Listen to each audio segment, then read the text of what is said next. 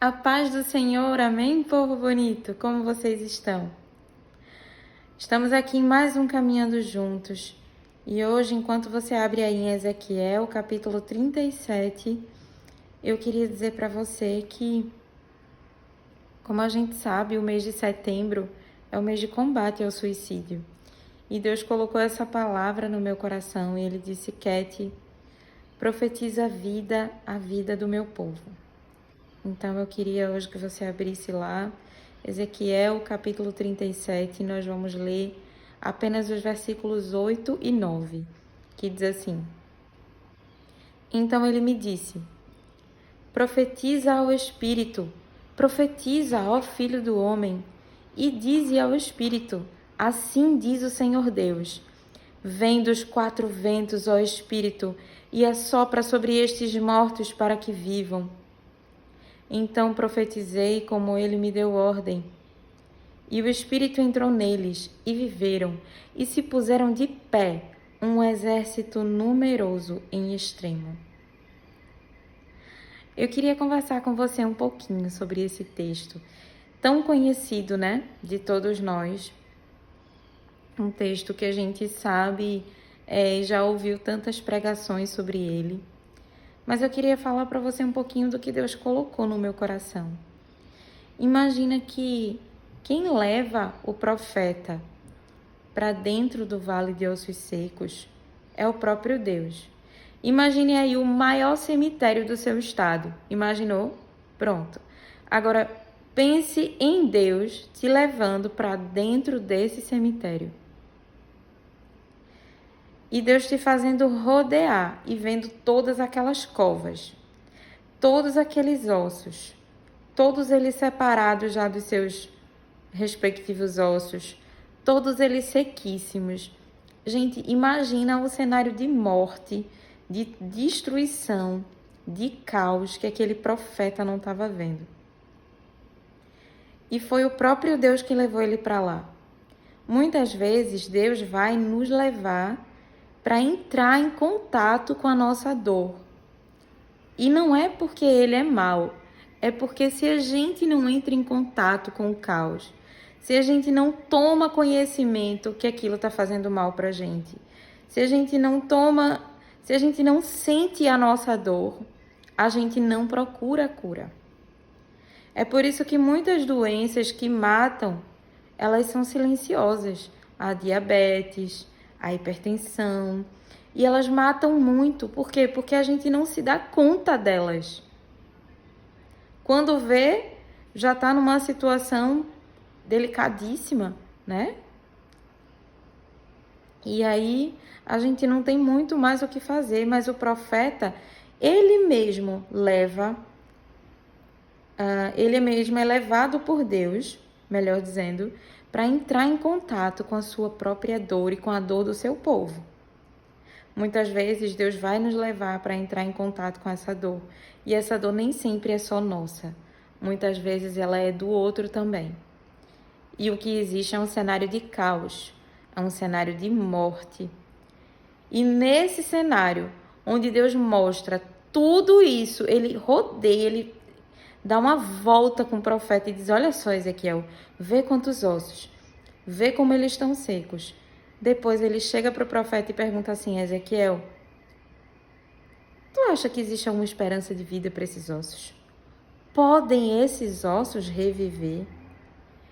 Aí o profeta olha para Deus assim e de forma muito sincera ele diz assim: Senhor, tu sabes. Quando ele diz assim: Senhor, tu sabes, ele diz assim: Senhor, veja bem, né? Veja bem. Humanamente falando, eu não acredito nisso, não. Agora, quem sou eu para te botar numa caixinha, né? Quem sou eu para dizer o que o Senhor pode e o que não pode fazer? Muitas vezes, Deus sabe que a situação da nossa vida está tão crítica, que a dor é tão grande, que a gente simplesmente não tem condição de dizer para Deus assim: existe uma forma de restaurar. Mas o que a gente não pode, gente, é colocar Deus numa caixinha. O que a gente não pode é limitar o poder de Deus para fazer na nossa vida. Isso a gente não pode fazer. Porque se a gente faz, a gente para o milagre. Sabe por que Deus mandou o profeta profetizar? Porque ele viu que lá dentro do coração do profeta, ele cria não no poder das coisas se restaurarem, mas no poder de Deus de restaurar todas as coisas.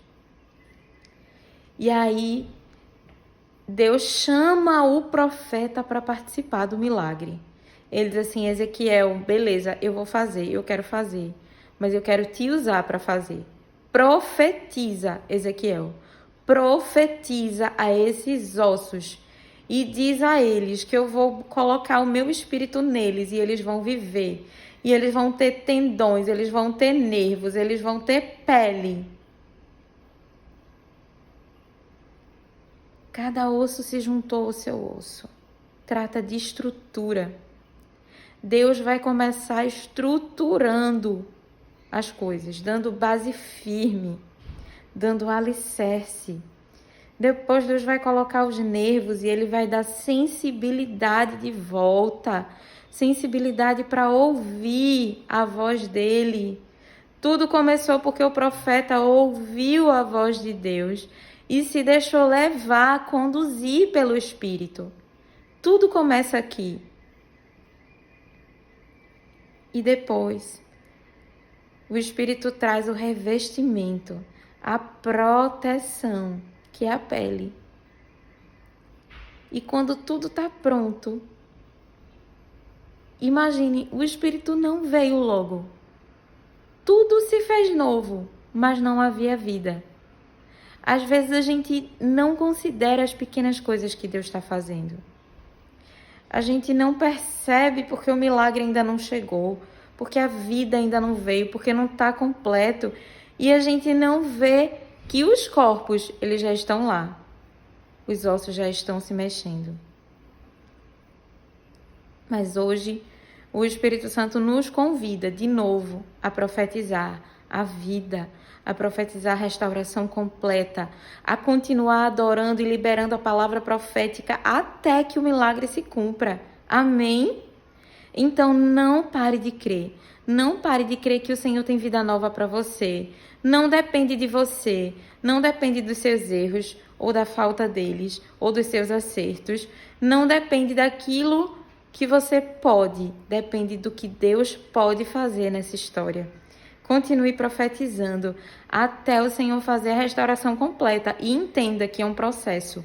Primeiro os ossos se juntam, depois os nervos se juntam aos ossos, depois a pele reveste e só então, novamente, o Espírito Santo ordena, Deus ordena que Ezequiel profetize o Espírito e aí ele vem. E aí, do mesmo jeito, olha o que Deus colocou no meu coração. Do mesmo jeito que a quantidade de ossos era numerosa e eram sequíssimos aqueles ossos, agora com vida também é um exército numeroso que o Senhor vai levantar. O Senhor vai fazer, mas Ele vai fazer para a glória dEle. Ele não vai fazer só por causa de você. Ele vai fazer para a glória dEle.